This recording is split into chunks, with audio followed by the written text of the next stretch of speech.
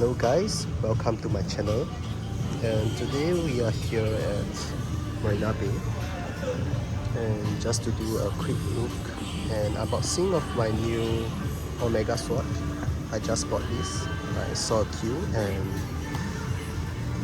I guess I'm lucky to be able to get my hands on one of them. So let's take a look here. Let's see what I've got. So the one I've got is the Mission to Saturn. There's some description down here, you can see. And on the underside, we've got the 11 planets. And some description down here.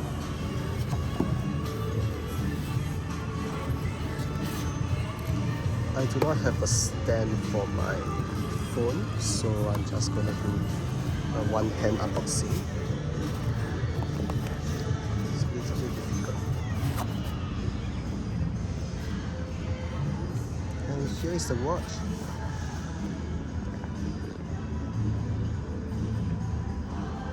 And you can see for this watch, I really like the color. I like the sub-dial with the Saturn. And that's why I chose this one. They have a few colors available, but this is my favorite of the bunch. And that's it for the quick look. Thank you.